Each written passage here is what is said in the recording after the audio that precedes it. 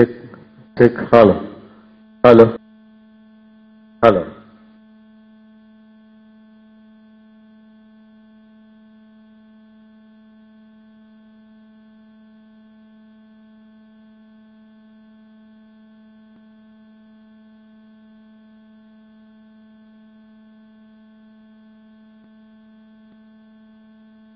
அன்பிற்குரிய சகோதரர்களே, நேற்றைய விவாதத்திலே ஷேக் அப்துல்லா பல ஹதீசுகள்ல முன்பாதியை சொல்லி பின்பாதியை மறைத்து அந்த பின்பாதி அவருடைய கருத்துக்கு மாற்றமாக இருப்பது தெரிந்து கொண்டே இருட்டடிப்பு செய்தார் என்பதை வீடியோ கிளிப் ஆதாரங்களோடு அவர் பேசிய பேச்சுக்களை ஆதாரமாக கொண்டு தெளிவாக நிரூபித்து விட்டோம்.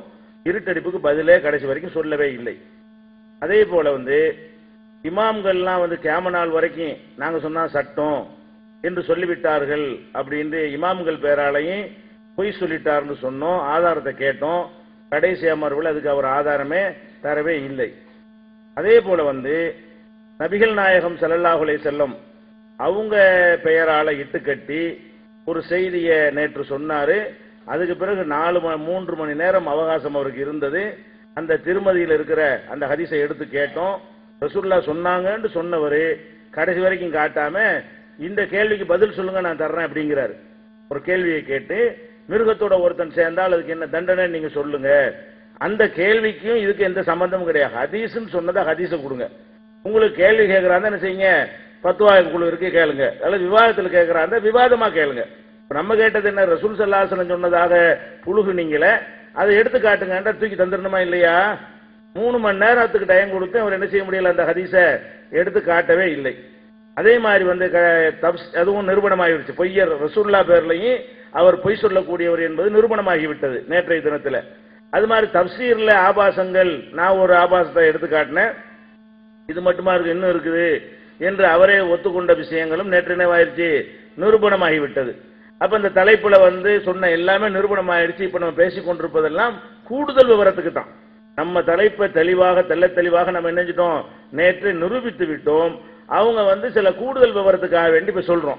நபிக்கு அதுபோல் இப்னு கசீர்ல ஒரு ஆதாரம் கேட்டதுக்கெல்லாம் ஆதாரத்தை பேப்பரா கொடுத்துருக்கணும். அந்த இப்னு கசீருக்கு பதிலா இப்னு கசீரையும் கொடுத்து தபரியையும் கொடுத்து குர்துபியையும் கொடுக்குறோம். அது சம்பந்தமா நேற்று சொன்ன விஷயம். அவர் இப்னு கசீர் மட்டும்தான் கேட்டாரு.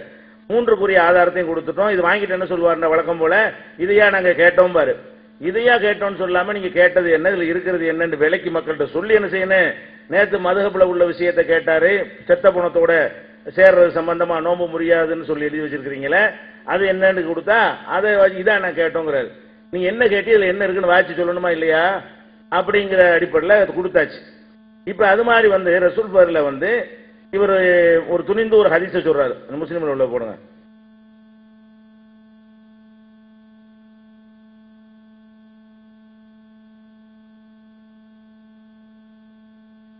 போனா சும்மா சொல்ல நன்மை அப்புறம் விவரணையா போறாங்க.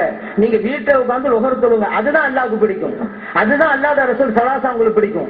நீங்க நன்மை நிறைய கிடைக்கும், ஜும்மாவுக்கு போனீங்க அல்லாஹ்வோட கோப பார்ப்பதான் உங்களுக்கு கிடைக்கும்.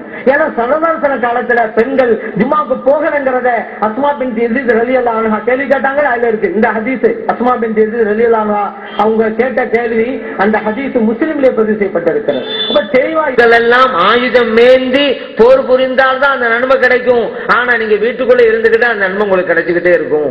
ஆண்கள் எல்லாம் ஜனாசா தொழுகையில கலந்து கொண்டாதான் நன்மை கிடைக்கும், ஜும்மா தொழுகையில கலந்து கொண்டாதான் நன்மை கிடைக்கும். ஆனா நீங்க வீட்டுல இருந்துகிட்டே ஜும்மாவுடைய நன்மை பெற்றுறீங்க, ஜனாசா தொழுகை நன்மை உங்களுக்கு கிடைச்சிருது, இவ்வளவு நன்மை உங்களுக்கு இருக்கிறதுன்னு சொல்லுங்க.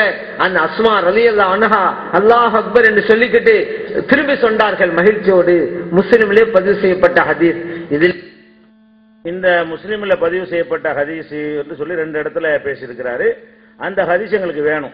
முஸ்லிம்ல இடம்பெற்றிருக்கு இல்லையா, பெண்கள் ஜும்மா தொழுவ கூடாதுன்ற அந்த ஹதீஸை நீங்க எடுத்து தர வேண்டும். அது கேட்டுட்டு இன்னும் சில விவரங்களை, ஏன்னா எடுத்தெடுப்புல பழசுக்கு பதில் சொல்றதை விட முதல் உரையா இருக்கிறதுனால நான் புதுவாதங்களை வைத்து விட்டு தான் அடுத்துலதான் மற்ற நேற்றைய விஷயங்களுக்கு பதில் சொல்ல முடியும். ஆரம்பமே என்ன செய்யக்கூடாது, திடீர்னு வர்றவங்களுக்கு புரியாதுங்கிறதுனால நான் பழசுல இருந்து வராம புதுசா வர்றேன்.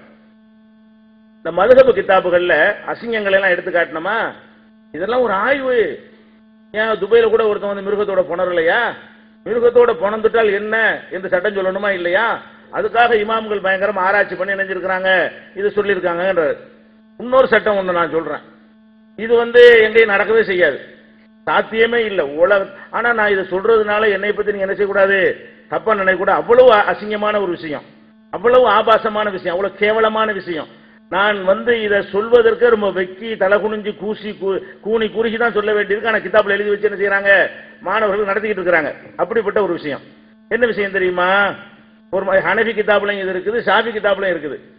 ஒரு மனுஷன் நடந்துச்சுன்றல எங்க நினைச்சுட்டாவது காட்டணும் குறைஞ்சபட்சம். இதை இப்ப நான் சொல்லுவது இது நடக்குமா, உலகத்துல எங்கேயாவது நடக்க சாத்தியம் இருக்குதா என்பதெல்லாம் என்ன செய்யணும், அவர் இப்ப நான் கேட்கறதுக்கு சொல்லணும். இமாம்கள் அப்படித்தானே எழுதியிருக்காங்க, ஆபாசமே இல்லை இல்ல, அது அழகா நிரூபிக்கிற மாதிரி சொல்லணும். எப்படி சொல்றாரு தெரியுமா, ஒரு மனுஷன் தன்னுடைய ஆண் உறுப்பை தன்னுடைய பின்துவாரத்தில், அவனுடைய ஆண் உறுப்பைய அவனுடைய பின்துவாரத்திலே நுழைத்து விட்டு அதுல விந்து வெளிப்படுமையானால் அப்ப என்னவாகும் கேட்டா குளிப்பு கடமையாகும்.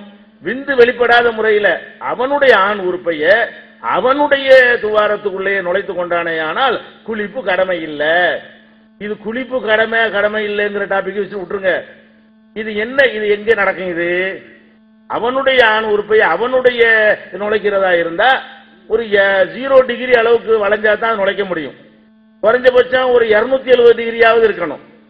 180 டிகிரி இருந்தா கூட என்ன செய்யாது, சரியா வராது. அந்த வளைவு எவ்வளவு இருக்கணும், 270 டிகிரிக்கு போனா தான் இது சாத்தியமாகும்.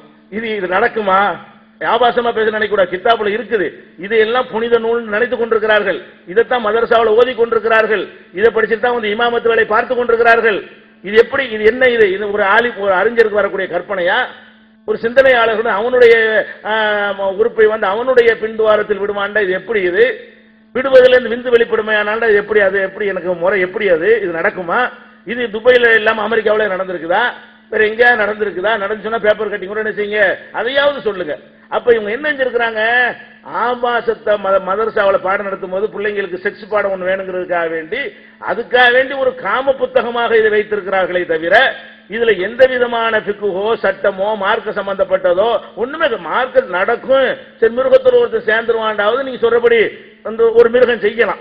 இது நடக்குமா, நடக்கிறதுக்கு சயின்டிபிக்கா இது நடக்குமா, பிசிக்கலா உடல் ரீதியா நடக்குமா, நடைமுறையில் நடக்குமா? அப்ப அந்த உறுப்புடைய தன்மை அடிப்படையில் நடக்குமா?